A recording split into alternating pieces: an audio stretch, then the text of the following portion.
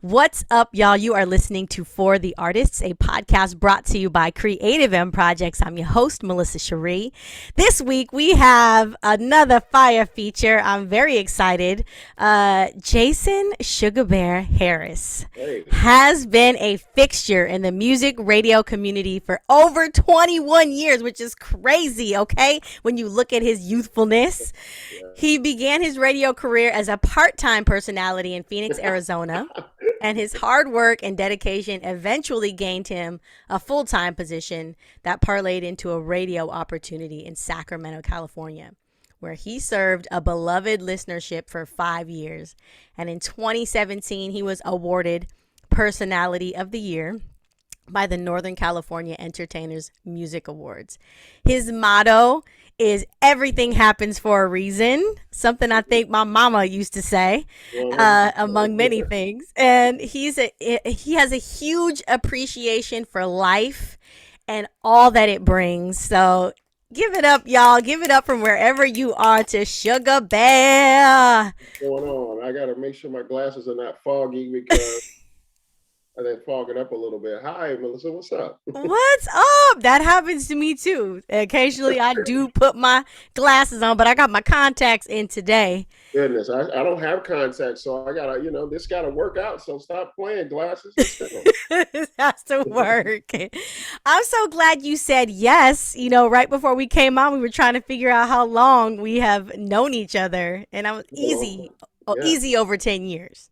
at least 10 years. I mean, let's see, 2020. It could be even like 13, 14. Man, it's been a long time. Yeah. Yeah. So, okay, you got into radio. Why don't you just take us to the beginning of how you got into radio? Was that something you kind of fell into, or you aspired to be in radio? No, well, that's an interesting question because I did kind of fall into it. However, when I was in college at Oregon State, I did a radio show. So it was late night show just for 2 hours. It was something that I just wanted to do on the side. There was no fee for it. I didn't get paid, but I love music. I grew up loving music and being around music and playing music a little bit. And so in college, I did radio, but didn't at that moment think that it was a career. It was just something that I did. I happened to be okay at it at the time. Then in my young adult years is when I kind of fell into it. I was a singer. I used to chase a career in singing and trying to be Luther Vandross out there, but it didn't work out.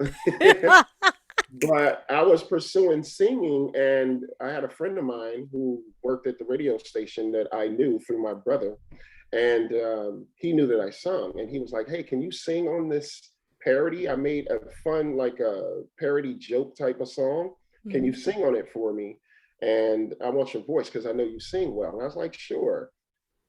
Did that for him. He played it on the radio. It was very well received, and we did more. And then he was like, "Man, do another. I want your voice. I want your voice." And then that parlayed into radio. And so, it doesn't really happen that way. That's one of the most frequent questions I get is, how did you get into radio? That way, by singing parody songs. And it was really cool. It was a great thing. I didn't know it was going to lead to a career. He introduced me to the manager. He was like, "Oh, that's the guy that sings all the time." He was like, "We should have him here on, as a part-timer." Then I started, and then that's how I started my career. Whoa, I love that because you know what, we hear so much about like go knock on doors, you know what I mean, like in terms of for opportunity, but sometimes the opportunity, the door just opens, you didn't even have to knock. Amen. But you were ready, and I'm learning something new because I had no idea that Yeah. you were a singer, or you said you played. What did you play? Well, yeah, when I was, in band, Dabbled. yeah, middle school, in high school, I was in the marching band, percussion, saxophone. So, played keyboards just a little bit. So it's just a, natural thing that I had. But yeah, it was something that I loved, just being around music. Like I said, in any form of fashion, I was trying to attach to it, as much as I could. So. So once you got into radio, did you completely step away from the singing and all of that, or was No, it? actually, at that time, I was doing it all. I was in radio part time. I was working at the bar. I was at a place called Fat Tuesday. I don't know if you remember that back in Arizona. It's still famous, isn't it? They still have Yeah. fat. Don't Oh they have yeah. Fat Tuesday in Vegas? I Absolutely. think I've been Vegas, there. and they're known for New Orleans. In fact, that's kind of where the origin is. So Okay. I was a bouncer there, and then that parlayed into, being a bar back, and then I went to bar. So I was doing that part-time on, radio on the weekends, and then just singing on the side. So I was trying to stay active as much as I possibly could. Okay, so when did the singing stop, or do you still sing now I still undercover? sing a little bit now. I mean, that's a hard question to answer because I stopped pursuing it as a career a long time ago. Mm-hmm. But I'm always doing some form or fashion, some singing in some way. Even with my radio career, I would sing, commercials or just sing, while I was talking or whatever it was. It's always in me. It's part of everything that I do. So, I don't pursue it as a career anymore. No more Luther Vandross. That's all. No more Luther. So he was obviously a major influence. Yes, yes, he was. I mean, any good soul R&B music was a huge influence to me for sure. Yeah. I think I was actually riding in the car when they announced that he passed, and I was like in shock. Yeah, I don't. How long ago was that? Have you ever got to see him live? Because I saw him Never, one time. never saw him live. One time, and it was incredible. It was just what you think it would be. It was incredible. But I did not expect that. It was very unexpected. I mean, it was just so unexpected. Like there's certain greats that you just don't imagine them passing. Like I don't know how we're even going here, but I'm thinking of Luther. That makes me think of like Whitney. You know what I Oh, mean? It's like you're just like, oh my gosh, like this can't be real. right, and how they affect you too, especially as a music person. You're a music person, so Yeah, you get that. The greats that you Prince. It still trips me out to this day that he's gone. that too. Mm-hmm. Yeah, so yeah, if you love music like that, the greats who you kind of look to for inspiration, once they leave, it just takes a little bit of your heart. It just does. Yeah. So, what is your favorite thing about doing radio and being on the radio? I would say the connection, connecting with people, being Mm, able to talk, um, have relatable topics, make them laugh, entertain them. It's not about the concerts or that I can go to or the access to people or even interviewing, celebrities or any of that. That's cool, but it's about having a connection, connecting with the people, the audience, to say, I'm going through that, or I know somebody who did that, and here's my story, and giving them a voice because I sound like, I'm just, these are some of the things I've heard, like, you sound like a uncle of mine or a good friend of mine, just telling a mm. story. So let me share mine with you. That part of it is what radio is about for me, to be able to connect with people. There's nothing like it. There's nothing like it. Wow. Okay, and would you say because 21 years is a long time to be in the same industry, and you're over 21 years. Yeah, just a little. So would you say, I mean, that is the main reason why you have been doing this for as long as you have? No, I think it kind of grew into that, to be honest with you. When I got into radio, it was just something that, again, music, I loved it. I wanted to be around it and all the aspects of it. There's a lot to it. A lot of people say, well, I could do radio. I think I could do it. Well, I mean, maybe not, because there is, just like any field or craft, there's particulars that you have to do. And some people think that you just turn on the mic and talk, and that's not it. It's very calculated, everything is. And so my career kind of grew into that space where I love the connection. At Mm-hmm. first, it was just utilizing my skill sets. And then as I got older and realized that my voice was being heard, and also that people were looking to me to be a voice, for my community, for my culture, in the city where I reside, then that's when it kind of turned a little bit for me. So my focal point was utilizing that voice and being able to talk and again connect with the people who are listening and have an interest in what I had to say. Yes, that's what's up. Okay, so as you got older, so let's stay there for a second because I want to Okay. know. Did someone, even though you said you got older, so I'm assuming that means as you matured, right? Yeah. But was there any other person or influence that helped you in terms of being able to like see that and for the light come for the light to come on for you to be like, "Oh shoot, this is a little more, Yeah. serious than I thought."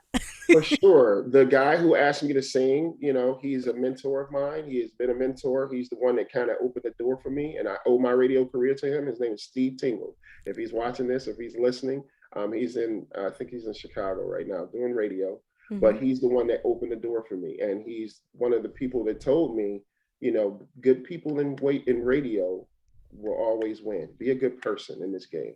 And so Mm. that stuck with me. And over the years, I would call him and ask for advice or, direction, and he would always give me that. So he's one person. Also, there's a radio veteran out in Phoenix named Super Snake. He's a huge influence in my career. Looking at him as being one of the only Black radio personalities, when I was first coming up in radio, even when I wasn't in radio, listening to him Mm-hmm. and how he set an example. And then we became friends, and how the game and a lot of things that he's gone through and what to expect and the responsibility I have. And he's been a huge influence on that as well. So those two people I would say, and I've met a few other people along the way. I couldn't name them all off right now, but Mm-hmm. those two namingly, gave me, a pattern, a schematic to follow as far as, to be successful in radio and how I should carry myself and the responsibility I have. Yeah. And Mm-hmm. how I'm looked at a little differently because of my skin color. That's real. Like, it's a real thing in any, job or any opportunity. But, in ours, it's definitely still a factor. It just is. Mm-hmm. It just is. It just is. Yeah. It just is. Our organization is primarily about inside out, right? It's all the things that are happening on the inside in terms of emotionally, mentally, spiritually that actually really matter. So I Yeah. love it when we have people on and they're like, you know what? It's about being a good person. It's not, it's just that basic. And I think sometimes in any sort of industry where you're performing and you're out in front of people, it's so easy to get caught up in the how talented you are and what you look like, and then you just forget that core solid stuff that's basic, but it's like that's really what it's about. So I love that you had people supporting you, Yeah. that steered you in a direction that was going to serve you well. Right. And I'm just curious. I don't mean to turn the tables on you, but I'm curious to ask you, like, who was that person for you? Like, who gave you that? I would have to say the first person that comes to mind is my mom. Because from a Okay. very young age, she was always instilling so much inside of me in terms of being centered on God, making sure that I was aware that, what, I don't have any limitations. The only limitations that I have are myself. And it's interesting that she would always say that, and I knew that, but I still would let that hang me up along the way. Like I would be my own limitation, you know? Right. Right. But that's a learning curve, right? To kind of figure that out as you get older and mature. Yeah. Yeah, yeah. So there were others, but I don't know, my mom is just coming to mind super strong right now. Yeah, and that's a whole I could give you a whole podcast about my mom. She's God rest her soul. She's not here, but she gave me, and I am who I am because of her. Period. Yeah. Yeah, shout out to mom. Rest in peace. Shout out to mom. Yeah. Shout out to mom. There was somewhere I was gonna go with what you just said, and I lost it when you turned the table. My bad. No, it's all good. It's all good. I turned it on you. My You bad. turned it on me. So, when you envision, where you want to kind of move towards or what you want to do, um, what does that look like for you? Do you still spend time in the like using your imagination for the things that you want to do, the things you want to become? I mean, because you are successful and you have been doing what you've been doing for, the amount of time that you've been doing, have you lost any of that or is that still there? No, it's always still there. I mean, obviously, I would say the pandemic kind of slowed things down a lot for all of us, right? Right. We had to kind of rediscover ourselves and our creativity and such. And that was, kind of challenging for me, and that was pretty cool. In the same, I lost a job in radio. In fact, I'm on the hunt for a new space, which I can't talk about too much. I'm really, close to something, Okay. but yeah, the creativity and the impact, the desire to impact the community and my listeners or the people who listen and or follow is still there. Again, COVID kind of shut that down a little bit because you had to be with yourself a little bit. I had to live with me, and I learned a lot about myself. But I also came up with some new ideas, which was great. And now that I can be applied in the radio field, so I was grateful for that. And now trying to get into other spaces, the podcasting thing I had never done. So I had kind of started one of those. I need to continue it because I had paused it because, there were some other things that went on. And so, yeah, the creativity and the desire to, be able to impact is the operative word here. Mm-hmm. The people who listen, who want to hear, is still there. And so I'm excited about, as far as the future goes, being able to do that because I've learned some things, learned again about myself, the industry, and how I can approach it a little differently now. So yeah, it's still there. Okay. Yeah, we kind of fell into this podcast. this was Really? this was not like a planned thing. It was basically the result of me keeping a promise to a friend, Okay. to just be present every week and to be doing something, and it has evolved. And I'm like, wow, this is our second year in, and I'm just like, okay. I mean, I love it, but it's crazy. It wasn't necessarily planned. But it was God's plan. See, that's how that works. God Yes. put that before, you know what I'm saying? That's Yeah. how that works. So, for anybody out there listening, pay attention to those signs. Like you thought you were just doing something to keep a promise, but no, it was deeper than that. Mm-hmm. So, being aware of those moments, it's a beautiful thing to me. So I've had a million of those throughout my life. Love it. Yeah. Now, so the responsibility that you carry in terms of community, Mm-hmm. what does that look like specifically in terms of, do you have specific things with your voice that you're trying to do in terms of your impact with community? Does that make sense? Specific, well, just being a voice for those who may feel like they're voiceless, Mm. things that impact our culture, namely, police brutality. There's a million different things that affect us and then our culture. Me being a Black man, um, there's a lot of things on my shoulders, just because of the way I look. Mm. And there's a responsibility there. So I utilize the audience that I have. When I turn on the microphone at any given moment, there's thousands of people listening. So there's a sense of responsibility there. I also have to follow the guidelines of what radio, will allow me to do and not. But there's this thin line of being able to, cutting edge and really make an impact and say something that people may not want to hear. So that's a lot too. So I don't want to say pinpoint, exactly what, I'm trying to accomplish, but I just know that I have a voice and those things naturally come to me when it comes to something that has to do with my culture or race or anything in humanity, something that's wrong, Yeah. whatever it may be. We in radio just have an opportunity to kind of turn it to an entertainment type of approach Mm-hmm. so that it may have a laugh at the end of it. Comedians are good at this, right? This is what they do. They talk about stuff that they've either gone through or experienced or seen, but you get the punchline. And I'm not telling you that I think of it that way, but for radio, we have to, I have a voice. I'm going to speak. I'm going to impact you. And Mm-hmm. then you might get a little bit of a funny because my mom threw a pot at me sometime or whatever. But, whatever it was, I'm just using that as an example. I was So like, should I laugh at that or not? That your mama threw a pot at you? my mom threatened to throw a couch at me once, and that was like my friends to this day laugh at that because you're not gonna pick up the couch, mom, but I'm gonna throw this couch at you. I was like, all right, man, throw the Look, couch. we get the point of what she was trying to say.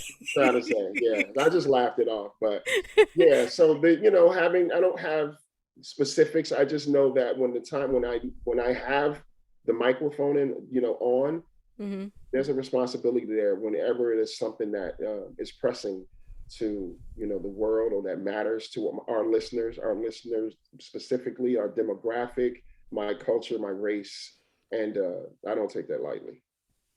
All right, so Sugar Bear, as a Black man, Yeah.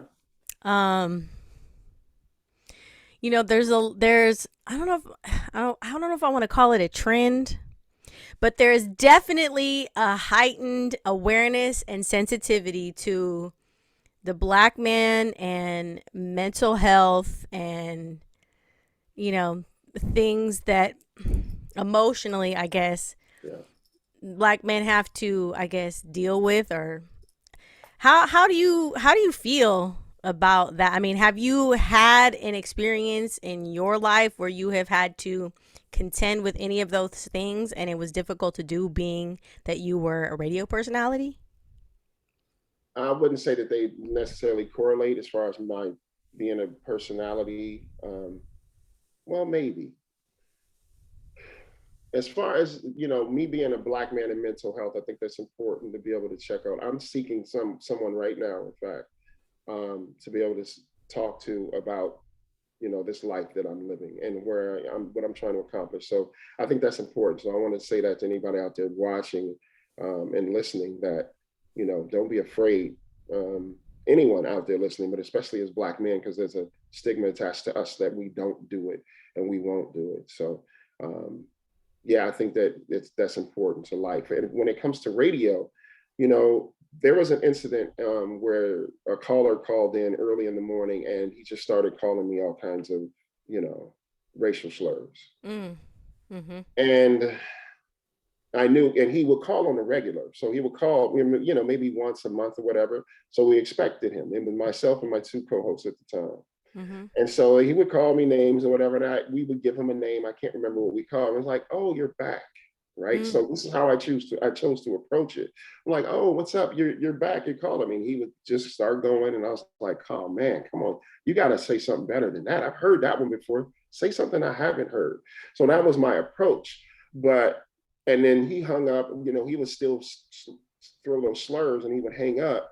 But from a mental standpoint, it's like, wow, the world that we live in, that I have to deal with that. He doesn't know me. He called me to Mm-hmm. try to make me feel inferior to him, Mm-hmm. right? So from Mm-hmm. a mental standpoint, it stuck with me a little bit, even though I knew I handled it the way I thought that I, as a man and as Sugar Bear would. Mm-hmm. It still kind of stuck with me like that. I still have to deal with that. And anything that happens that affects me directly like that, being pulled over for no reason, that's happened. But just in that instance, when he called me these names, I handled it the way I wanted to, but it still kind of stuck with me. So from a mental standpoint, I didn't feel like I needed to talk to someone, but it's pressing, Mm-hmm. to have to deal with that. So I would talk about it with friends, the significant others, or whatever that was in my life at the time. And, that kind of is a form of therapy in a sense, on an intellectual level, to have an exchange about, Yeah. people and how you can't control how they are and what they are, but you can control how you respond, that type of thing. So that's the correlation to radio. Those things can happen, and favoritism and ageism, these things still exist in our field. And so, um, yeah, mentally, you have to be strong. And if you're not strong enough, don't be afraid to talk to someone. I hope I'm not rambling, but You're not rambling at all. And the next thing that I was thinking, you kind of just answered, you because you talked about being strong. Because I was trying to think as you were talking, to have to be able to sit in that. I mean, because that's like happening live, so you don't even really have a whole lot of time, right, to think about how I'm gonna respond or react to this. So right. I was thinking, like, is that, can I attribute that to your strength, Mm. or can I attribute that to the security that you have in who you are? And maybe those are actually kind of one and the same. 1,000,000%. I would say both. And my mother raising me and who I am, and to stand firm and strong in who I am, and Mm-hmm. just, growing and learning and seeing things and making bad turns and bad decisions. Yeah, I've gone through some things that keep me strong. I've had to be the pillar for people around me, Mm-hmm. even for myself. I lost my mother. I lost my mother and my brother. Well, let me say I lost two brothers within 3 months. I lost my mother prior to that. Whoa. There was a lot of strength that I had to, that was a natural thing, in fact, to deal with. Like, Mm-hmm. I just lost people that were very, very close to me. Um, so there's a strength there that I don't even know that I have, but I know it's there. And Mm-hmm. so I transfer that sometimes to other people in a lot of situations. So yeah, to answer the question, yes, it's kind of how I'm made, how my mom told me, and kind of instilled in me, and what I've experienced. Yeah. I think you talked about faith playing a huge part too. So I guess it's a combination of your outlook on life, your faith, and the things that your mother instilled. You're talking about making bad decisions and wrong turns, and I'm like, you don't seem like you made that many bad decisions, Sugar Bear. Now, well, see, that's on the outside. See, that's a misconception about us as humans. I think we Mm, kind of look at people, good. celebrities, even whatever, and say, "Oh, they've got it good," but Mm-hmm. we don't know what's going on the inside, or what they may have gone through, or who they may have lost, or you know what transgressions that they're facing, or that they have faced. And so we have to be careful with that. But yeah, I made some wrong turns. I atoned. I asked God for forgiveness. Yeah.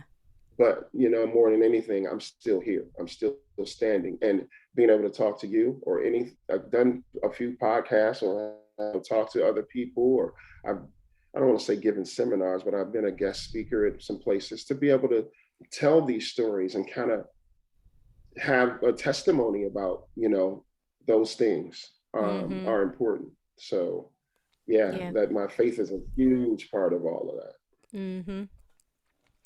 I appreciate Can what you you just. is there because What? the computer's acting up a little bit. Can you see me or Well, you good? know what? You were freezing. Your visual frame was freezing for a second, but the cool thing was that your audio wasn't disrupted. Like your audio was still coming through fresh. I was like, "Hey, Okay. okay, okay." That'll work. I was going to say what I Cool. appreciate about what you just said to me in terms of, we got to be careful about how things appear, because it seems like Mm-hmm. just humanity, just in the sense of humanity, it's like everybody shouldn't always have to tell the juicy, gory details of their story for someone to recognize, you know, who they are, or just know, like, no, everybody has a story, everybody has gone through something, so like don't assume and treat Don't everybody. assume. Yeah. But and also having those moments that come about when you're sharing your story to someone, because that it was by design. The way I'm set up as far as my faith and how God works through me is telling those stories when there's an opportunity to tell Mm-hmm. something. I'm supposed to share that as it correlates to whatever it is, the scenario or whatever. And so I'm very mindful of that. That's like important to me, because I'm super tuned in, and because of the relationship I have with God, I know when I hear a message, or someone said, I'm having a conversation with someone and I have a story that relates that may be able to help, that was by design. So I'm very tuned into when those things happen. And also vice versa for me. When someone's telling me something, I'm like, oh, I was supposed to hear that. Yeah. I needed to hear that. I was supposed to hear that, all by design. So I live in that realm, you know, as much as I can. Mm-hmm. Everything happens for a reason. You read that earlier, right, on my Yeah. bio. Yeah. Yeah. That's the truth. That is real life for me. So I live by that. I live by that. Everything. Everything. Okay, so here's a now I know that you said that being a radio host, DJ wasn't your original intention, okay? But in Right. hindsight, if there's somebody that's listening and they're like, "Ooh, that would be cool. I would like to try that lane." What sort of advice or wisdom would you have for them in terms of getting started or even looking into it? Well, or looking into it. Well, number one, be a good person. As I was told, make sure you're a good person. Try to, and that's in anything that you do. I don't want to, just in radio, but I would say, if you can sing, try my route. But the way I was singing parodies, but naming, just try and become maybe an intern at a radio station. If you can get into an intern door where they don't pay you, but you're in the system and you get to see how it kind of works behind the scenes, how they set up the promo tents, and being on the promotions team, and meeting people and talking to people, and then you inquire. So I would love to help out on this can I do this or can I do more? And what does that do? And I've helped out several people back in Phoenix who were interns or on the promo team, and they were eager to learn more, and I took them in. Mm-hmm. So pay it forward. If you ever get an opportunity, pass it along. But I would start there, promotions team, internship, and then once you're in the system, poke around, ask. There's nothing that, it's not a bad question. Ask as much as you can, get as much info as you can, and find your person. Find the person that is like, I got you. Here, I'll send you to the boss. So I'll introduce you to this person. May lead to another path. So that's important. Sweet. Mm-hmm. How has radio changed from when you started to now? What have you seen Um, as an the industry? connection, a lot of the connection is lost, and I'm not speaking for everyone. Mm-hmm. There's a lot of people out there still connecting, but it's not. It doesn't seem to be the focal point nowadays. It seems to be, the automation of it all. COVID kind of put Mm. us right in our living rooms and our homes, so equipment can be right in front of you where I am now, and I can sound like I'm on the radio in your city, even Mm-hmm. if I'm in another city.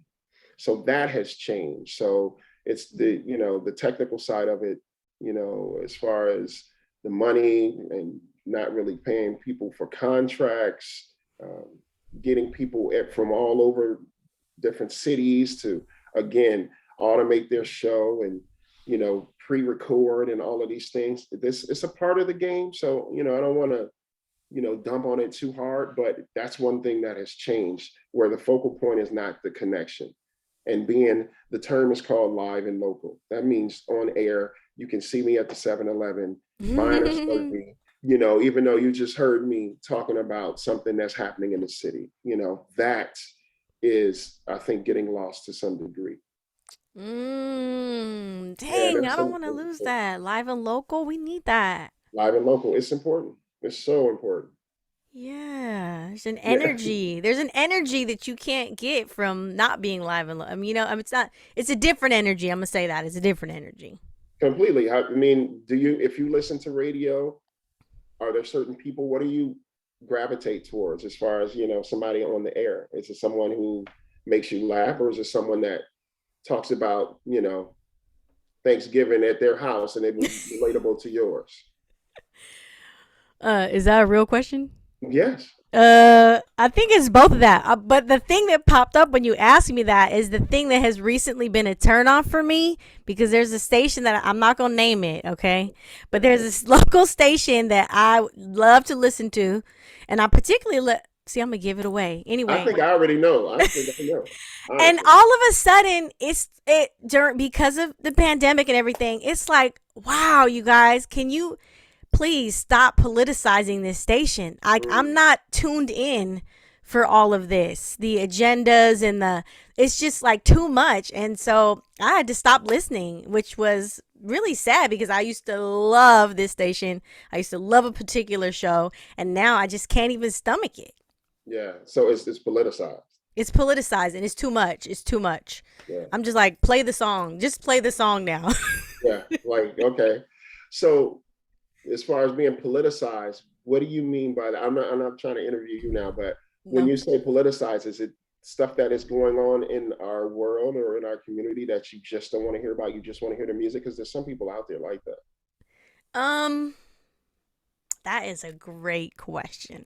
Okay, because if it depends on how you look at it, because some people looking at it might be like, well, you know what? They're just trying to get information out that could be Sure. helpful to people. They're Sure. doing their due diligence. Maybe they feel a responsibility, right? But then, there's another angle where it's like, well, you're also kind of forcing people to believe what you believe and go down a lane that, and there's lots of information out there. So it's like, people are doing their homework. So, you make choices that work for you. For you. So, So so I you feel like they're trying to get you to do certain things that fit within a certain agenda. Gotcha. Okay. And so it's more of an escape for you. Radio can be an escape. Like, I don't want to talk about the worlds. I want to just hear the favorite song or take me back to prom or whatever it may be. that kind of escape. Probably, yeah. When I turn on the radio, like if I turn on a talk show or something like that, that's different. I mean, You expect that. but I like to hear certain personalities. I mean, they make me laugh. I don't mind talking a little bit about it, about things, Hmm. But when I feel like it has like it's flipped where the percentage of talking is more than actual the music, and it's like it's still radio. So, like, I don't know. And that varies in markets, wherever you live, or what station you're listening to. All of that varies. But as a radio personality, that's the line that we have to walk, right? Like, Mhm. am I saying too much? Am I turning the listener off? Am I being informative? Am I giving them something valuable? Can Mhm. I make them laugh? Like, there's all of these things that we consider, when we talk on the air. And mind you, we have to kind of do it quickly. Want to talk forever. People want to hear their song. Like, okay, bro, I saw it on the news already, but we don't know, we can't read people's minds. So we have to balance and kind of manipulate how we're going to approach it so that you touch all of those people. The person that wants the song, hurry up. I gave them information. I made them chuckle, Yeah. and it made, and went on to the song or whatever, and go on about your day. So it's not pressing. It's the job. It's the job. And that's the art of it right there. That's why when people say, oh, I could do that. No, I don't know. There's an approach to that. It really Mhm. is. When you think about it that deeply. Yeah. I know we kind of went on a tangent, but I think that was important. It's just interesting to hear. It all fits. Yeah. Somebody's going to glean something from that. Yeah, for sure. But that also made me think of something else too because in terms of the difference, Mhm. so it's like normally when they're talking, like whatever they're talking about somehow relates or has something to do with the music that they've been playing. And so with this switch, it's like this has nothing to do at all, Mm.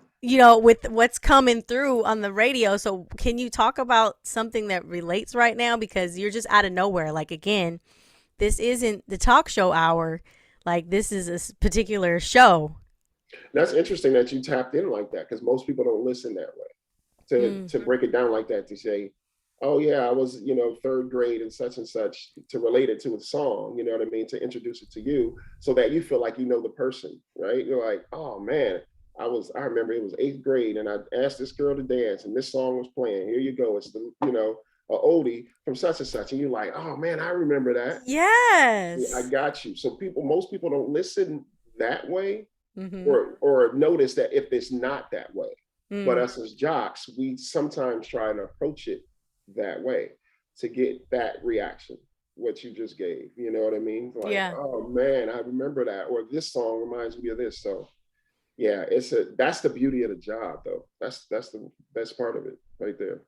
And that's the art, but you didn't learn that. You grew into that naturally. Correct. Yeah, you had to learn that, just tricks of the trade and Mm-hmm. people who you were around, and some directions from people that were in charge, or program directors and such, to like do this, try this. Yeah. Yeah. Hmm. So what do you do in your free time? Do you have free time? Yeah, I mean, I I have some free time.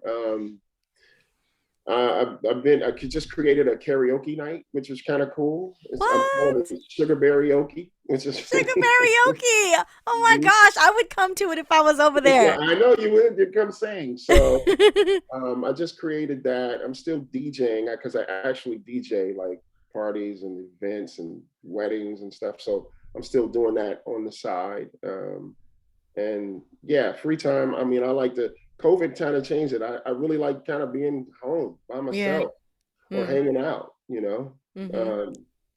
So yeah, it's been kind of cool, just to be able to have time to myself. You Mm. know. So, but when I am working, I'm staying. I'm trying to stay busy when I can. All right. So when you're home, are you like cooking? Are you reading? Are you just I, chilling? I love to cook. I do What? love to cook. Oh yeah, yeah. I love to cook. My Okay. brother. What's your favorite? What's your best meal that you just really throw down on? It would probably be a pasta. This chicken like chipotle pasta that I make. Yeah, Okay. I love pasta. So, chicken with a cream sauce and peppers and onions and seasoning with some cumin, and yeah. So I love doing that or anything. I really like. I just made some greens the other day, but they were really good. If you like spicy greens, I I mean, was gonna say you like heat. It sounds like. I do like spice. I don't think I can hang with your greens then. No, I you never can't like handle the spice? spice. I can't handle No, it. no. I love No. anything spicy. I'm about it. I love it. Yeah, I love it. Okay. Threw down on some greens, and where'd you get the recipe from? Um, I actually looked it up online, and then I just added my own thing to it. I wanted to just kind of see, how they were going to do it, and then I just kind of tweaked it and made it mine. Okay. All Yeah. right. So cooking is one of those things. Music from time to time. I've just been kind of getting back in the studio, creating with a friend of mine, creating some music and kind of singing a little bit. Again, not chasing it as a career, but you know, the passion for music is it burns, and so I got to feed that sometimes. So I'm doing that, Okay. whenever I can. Like kept watching TV and catching up on shows and series and interesting. Um, I don't know, suspenseful like Ozark shows like that. I love that. I love Ozark Mm-hmm. stuff like that. So just really low key. Really low Okay. key. Feeding the soul with the Yes, things that it needs. I like that. for That's what's sure. up. And talking to people who enrich me in my life. I think I'm at a point in the age in my life where having people around you that um, can enrich your life and give you things of value that you can, take with you on your journey, I think is super important. I think it's important at any age, but when you get to at my age, I think it's very, very important. So I'm mindful of that as well. Mm. Okay. Okay. hmm I'm picking up what you're putting down. Okay, you smell what I'm stepping in? Yeah. No, what? You smell what I'm stepping in? Yeah. Oh, smell what you're stepping in. See, Yeah. you can use that one. I'll let you use that one. I'm gonna have to use that. I don't think I've heard that one before, Yeah, you smell what I'm stepping in. Yeah. but now I'm gonna use it. Yeah, use that one. Oh, that just made me think. I wanted to ask you, how'd you get the name Sugar Bear? Oh, ex-girlfriend in high school. She used to call me that. And that was a long time ago, but it just stuck. So all through high school, college, when I did radio in college, I was Sugar Bear all the way to my adult life. So yeah, it was just really simple. There's nothing. I used to eat honey or nothing like that. Now it was just ex-girlfriend gave me the name, and it just kind of stuck. So It suits you though. Like you have a sticker. You need like a Sugar Bear no, sticker. I'm working on sticker. I'm working on some merchandise right now too. I'm working on Okay. some merch, t-shirts and stuff. Yeah, that's kind of one of the things that came up through the pandemic, like creating these, you know, bear wear. Let's say sugar bear wear. Oh, I love it. Yeah, Yeah, I'm into the stickers. I have some interns working on some stuff trying to create a sticker for us. it's important. Yeah, I mean, it's a great way to brand. So yeah, why Yeah. not? And I Yeah. love boba and I'm always like, "Ooh, let me have that sticker." So I'm like, "We need a sticker." That's Oh, why I they was give like, them out all the time, don't they? Boba "Yeah." places. Yeah, Some yeah. places give them free, some be wanting to charge, and I'd be like, "For real? This is free They're advertising." charging for stickers. Yeah, I come was on. like, "Mm-mm, something Yeah. ain't right." And you're not a nonprofit, so it's not like you trying to raise funds to generate to give to somebody. Right. But I can see your sticker clear as day, the Sugar Bear sticker. Oh, you see it? Okay. I can Yeah. see it. Yeah. So you Yeah. never got into production? We're not gonna be on here all day, but you never got into production? As far as what production music, or what do you mean? Either like I don't know, it just seems like you would be good at producing. I don't know whether it's radio or music, but I don't know. Um, I would say to some degree, producing music has been a part of it. Like when I was chasing a career, the guy that I created with, I was Mhm. very active with that. So I know it sounds good. Um, so yeah, I would say in a lot of ways, musically, yes. From radio, there's a production side as well, like the elements that you have in your show. I learned that, within the last 4 or 5 years. Mhm. So that's another side of production. But yeah, I produce, as much as I have an ear and I have an eye, I would say. I love taking pictures and photos. That's a thing on the side, like for photography. I love, like landscape shoots and shots and stuff. So Mhm. From a creative standpoint, yeah, I feel like I could produce. I can do anything. I feel like I can do anything. You can do anything. I don't know, but for some reason you're giving me production vibes. So I had to ask, are you in that lane? From your mouth, or maybe from God's, Boom. see what I'm saying? I didn't know that. I haven't been thinking Hey. about that, so maybe I should. You know, Maybe another unexpected door might open for you, Sugar Bear. You never know. you never know. You never know. You're gonna walk on in being the good person that you are. And It I could can't wait happen. to hear about it. Yeah, you never know. You never know. All right. Well, we're going to get ready to wrap up. I mean, is there anything that you just dying to still share with the people? I just wanted to mention my sock drive. That has been super important to me, and I wasn't able to do it last year because I had a surgery. I'm fine, everything's good. But Okay. for 7 years, 6 years, yeah, I did the sock drive for the community here in Sacramento, where I'm located now. Um, Okay. to collecting socks for the homeless, and we've collected with the community's help, over 200,000 pairs of socks. It's Whoa. something that I champion. I'm very proud of. Yeah. And even after radio, when radio, that kind of would let us go, and I wasn't working, I still carried the sock drive on, and the community still got behind it. I'm super proud of that. So I can't thank them enough. People even sending socks from other cities because socks is one of the most needed things for the homeless. Mm-hmm. And I was able to impact. Here's that word again.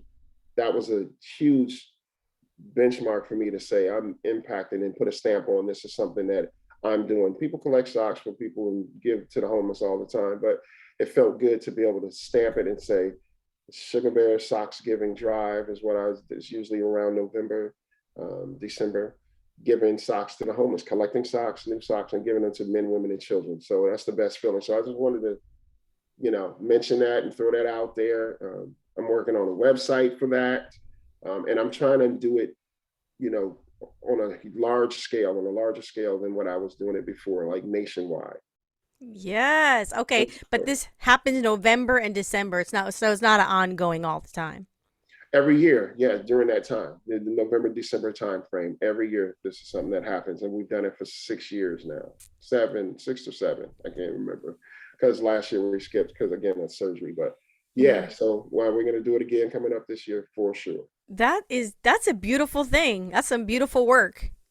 Thank you. And I'm proud of it. I'm super proud of it, and more proud of the community that got behind me to help and support because they didn't have to do that. But there's people still hit me on social media like, "Hey, are you going to do your sock drive?" And that's the best feeling ever because they want to help. yeah. So how okay, real quick. I know I said we're not gonna be in here a day all day, but how did you even get this sock drive going? You said, oh, was it just an idea or it just popped No, in your head? no. So this is the story that I told people who are watching this may have heard this before, but in radio we do promotion hits when we go out with the van and post up on a corner somewhere and say, "Hey, we're giving away free movie tickets or passes or stickers or whatever." We were doing that, myself and one of my co-workers, one day, and we're out on this corner, and a homeless man approached me and said, "Excuse me." I saw him coming towards me. He was like, "Excuse me, sir, do you have any socks?" Mm-hmm. And I was like, "No, I don't," because I'm expecting him to ask for change. And I Mm-hmm. said, "No, I don't." And then I kind of took a second and I said, "You know what, here." And I gave the socks off of my feet, gave Mm. them to him. And I said, "Here." And he was like, "Oh my God, I'm going to cry." And I was like, "Don't cry, man. I just said, be blessed. This is for you." Mm-hmm. And then I went home that night and went to sleep and woke up, sock drive. It came to me. God sent it to me, 1 Mm-hmm. million percent. Went to my boss and said, "I don't know how we're going to do this, but I want to do a sock drive." And he said, "Let's get it done." He was another mentor of mine. Shout out to Toast Jackson. He said, "Let's get it done." And that sparked it all. He was like, "I don't know how we're going to do it, but let's figure it out." And we did. We put a plan in action, and Sock Drive was born because I gave, and his name is Harlan. I haven't seen him in a while, but I used to still see him on the streets, and he would be like, "Sugar Bear, what's up?" Yeah. Mm-hmm. So that's how that happened. So that was God. That was a godsend. That's what's up, and you keep it going. Yeah. He said, "I don't know how we're gonna do it, but we'll figure it out." See, that is powerful because when you have a heart for something and you're super Mhm. passionate about something, you don't need all the details and all the next steps and all that. It's like, no, I'm moving forward. I'm gonna make it happen. We're gonna Right. make it happen. And he was the liaison for that because I just knew it came to me. I knew Mm-hmm. I had to go and ask him because I have this platform on radio, right? Yeah. And I wanted to utilize it. And he was like, "Okay, let's do it. Let's get it done." And we did. And I'm so proud of that. It's something that's it touches my heart to even think about it that they got behind me and we impacted a lot of homeless people here in this community. So cool. The Sugar Bear sock drive, y'all. We gonna Yeah, give some socks, okay? yeah, So yeah. you know what? You guys got plenty of time. In fact, you can give more than one pair of socks. Y'all can start collecting your socks now. Put them in a bag and That's what have I'm them saying. ready when Let's the make it drive easy. hits. Yeah, indeed. That's right. All right. So, shout out where people can find you. So on all my social media is Sugar Bear on air. And it's important I spell it because people spell sugar with an R and I don't put an R in sugar. So it's SUGABEAR, SUGA Bear on air. One word on all social media. That's Twitter, Instagram, Facebook, everywhere. You'll be able to find me there. Okay. Sweet. So, No, y'all. I see what you did there. Sweet. I see Sugar Bear, sweet. So you was doing that, huh? That was Well, you know what? I love sugar. there Okay. you go. And sweet is one of my favorite words. And Yeah, it, you I know have a what? sweet tooth too. I'm just It saying. it suits you. It suits you. Oh, All thank you. right. I need to go back and make sure I didn't accidentally slip a R in your name. I don't know if you did or not. I didn't notice. When it happens, I just let it go. People just assume it's sugar because it gets confused. There's Sugar Bear hair. Are you familiar with Sugar Bear hair? There's a No, there's product a out sugar there. bear hair. It's a hair product out there You called need to Sugar Bear. collaborate with them. They put an R in the name. I can't do Oh it. shoot. There's a distinction. You know what I mean? They Yeah. probably have a copyright to that. So that's why mine is SUGA Bear on it. Okay. Okay. All right. Well, that's Betty anyway. Yeah. I'm saying I ain't got no hair either. So I'm just saying.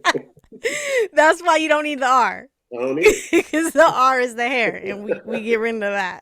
Exactly.